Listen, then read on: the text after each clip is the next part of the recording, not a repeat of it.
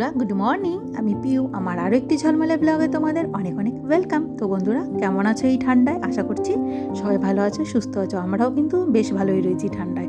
আর এইদিকে আজকে দেখতেই পাচ্ছ, আজকে একটা হবে মাছের রেসিপি, সেটা শেয়ার করব তোমাদের সঙ্গে। দেখতেই পাচ্ছ আর কি করে বানালাম, চলো দেখতে থাকো, সঙ্গে থাকো। আই হোপ ব্লগটা তোমাদের ভালো লাগবে। তো এইদিকে এই যে যথারীতি আমি কিন্তু 5টা চিতল মাছের পিস নিয়ে নিয়েছি এরকম। আর এখন এগুলোকে ভালো করে আগে লবণ হলুদ মেখে নিয়েছি। আর মশলাতে কি কি দেবো, এই যে পেঁয়াজ, আদা, আর হচ্ছে লঙ্কা পরিমাণ মতন, আর হচ্ছে একটা টমেটো।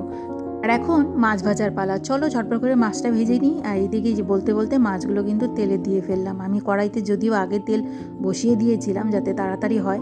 তো এই যে, আর এই চিতল মাছটা না একটু কড়া করে না ভাজলে, মানে লাল লাল করে না ভাজলে কিন্তু খেতে একদমই ভালো লাগে না। মানে কি বলবো, আর মাছের থেকেও খারাপ লাগে খেতে যদি আর কি কড়া করে ভাজা না হয়। তো এই যে দেখতেই পাচ্ছ, আমি কিন্তু সব সময়, আজকে বলে না, যখনই আমি চিতল মাছ কারি করি বা ঝোল করি এরকম কড়া করেই ভেজে নিই। আর কড়াইটা দেখতেই পাচ্ছ কতটা গরম হয়ে রয়েছে। বন্ধুরা, চিতল মাছ খেতে কারা কারা ভালোবাসো অবশ্যই কমেন্টে জানিও।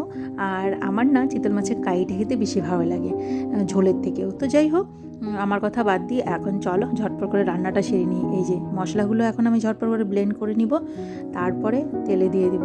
চলো, আর বলতে বলতে মশলা কিন্তু রেডি। এই যে দেখতে পাচ্ছ, আমি সঙ্গে কিন্তু কয়েকটা ওই শুকনো লঙ্কাও দিয়েছিলাম। আর এইদিকে কড়াইতে এই যে ভেজে রাখা মাছের তেলগুলো রয়েছে, সেটার সঙ্গেই আমি আর কিছুটা তেল অ্যাড করে দেবো, কারণ কারি করতে গেলে বেশ অনেকটাই তেল লাগে। বন্ধুরা, যারা তোমরা করো তারা নিশ্চয়ই জানো, নয়তো কারিটা খেতে কিন্তু ভালো হয় না। আর এই তারপরে ফোড়নে আমি দিয়ে দিলাম কিছুটা জিরে, এলাচ আর দারচিনি, যাতে খেতে আরও সুস্বাদু হয়, ফ্লেভারটাও ভালো হয়, তাই জন্য আর কি দিয়ে দিলাম। তো চলো এখন মশলাটা অ্যাড করে দিব আমি। মশলাটা বেশ ভালো করে মিক্স করে নিয়ে এখন অ্যাড করে দিব পরিমাণ মতো লবণ, পরিমাণ মতন হলুদ, আর তারপরে দিয়ে এগুলো ভালো করে কিন্তু একটু মিক্স করে নিতে হবে। এইভাবে করে মিক্স করে নিতে হবে। আর বন্ধুরা, এই রান্নাটা বেশ বলতে পারো 1 সপ্তাহ আগেরই, কিন্তু আমার পোস্ট করাই হচ্ছিল না বলতে পারো। তো যাই হোক, আর এই দিকে এই যে দেখো ওয়েদারটা ছিল এরকম, ওই দিনের বেশ সুন্দর ওয়েদার ছিল। আর এখন 2 দিন থেকে যা ঠান্ডা পড়েছে না, কি বলবো তোমাদের, মারাত্মক লেভেলের ঠান্ডা, মানে কোনোদিনও ফিল করিনি এরকম ঠান্ডা একটা। তো যাই হোক, ওগুলো ছাড়ো, এখন অ্যাড করে দিচ্ছি এই যে জিরের গুঁড়ো আর কাশ্মীরি লঙ্কার গুঁড়ো। কাশ্মীরি লঙ্কার গুঁড়োটা হচ্ছে কালারের জন্য দিচ্ছি বন্ধুরা। এখন সব মশলা দেওয়া কমপ্লিট, আর এখন ভালো মতো করে যেরকম করে নেড়ে নিতে হবে। আর দেখো কিভাবে ফুটে যাচ্ছে। তো চলো ঝটপট করে এটাকে কষিয়ে নিই ভালো করে। আর এইদিকে বলতে বলতে আমার কিন্তু এই যে দেখো একদম মশলাটা পুরো কষে গেছে। চলো এখন শুধু জল দেওয়ার পালা। এই যে পরিমাণ মতো জলটা দিতে হবে। তো আর একটু জল লাগবে, এটা আমি একটু জাস্ট দিলাম। আর চারিধারটা একটু আমি কেচে নিলাম, মশলাগুলো যেহেতু লেগেছিলো। তো চলো আর একটু জল দিয়ে, এই যে দেখো কতটা সুন্দর হয়েছে, কালারটাও বেশ সুন্দর হয়েছে দেখতে। তো এখন আমি একটা একটা করে মাছগুলো ছেড়ে দেবো। তো চলো। আর বন্ধুরা, তোমরা দেখেছিলে মাছ ভেজেছিলাম আমি 5 পিস, এখন আমি দিচ্ছি 4 পিস। কেন 4 পিস দিচ্ছি, কারণ মাম্মা খায় না, কারণ মাম্মার পাপা আর আমি খাবো, ও দুবেলা হয়ে যাবে একটা একটা করে। তো চলো এখন এটাকে ভালো করে কিন্তু কুক করে নিতে হবে বন্ধুরা, একটু ঢেকে আঁচ কমিয়ে দিয়ে কুক করে নেব।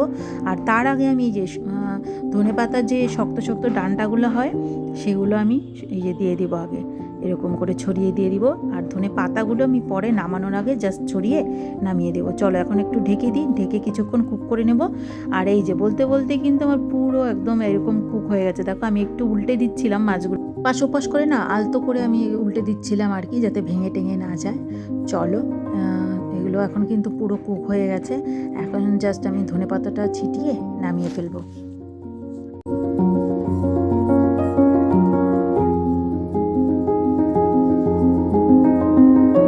তো বন্ধুরা, পুরো চিতল কারিটা কিন্তু একদম রেডি, দেখতেই পাচ্ছ। এখন শুধু এই যে ধনেপাতা ছিটিয়ে দেব ওপর দিয়ে, বেশ অনেকটাই ধনেপাতা আমি দিয়েছি। আর চলো এখন এটাকে একটু হালকা হালকা করে নেড়ে নেবো, যে এরকম করে, মানে খুন্তির সাহায্যে, তাহলে নয়তো ধনেপাতাগুলো না একদম কাঁচা কাঁচা থেকে যাবে। একটু ভাপে ভাপে থাকলে ভালো হবে খেতে, আরও ফ্লেভারটা আরও ভালো হবে। তো চলো এখন ঝটপট করে নামিয়ে ফেলি তাহলে।